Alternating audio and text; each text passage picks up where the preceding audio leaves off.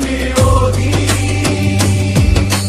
நாதன் அருளை நாளும் நிறைந்தோடி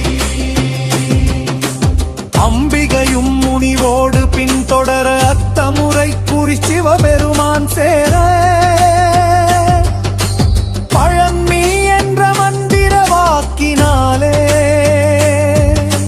பழனி என்ற பேரொளி பெற்றது மலைமே. பழனி மலையே பரஞ்சோதி பாலசுப்பிரமணியன் தெய்வக்கோடி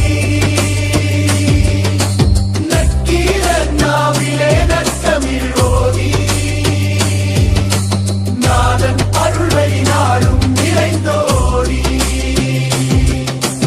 உலகுக்கு நலமளிக்கும் ஓம்கார சுவாசம் உயிருக்கு விடுதலை தரும் வேலின் பிரகாசம்.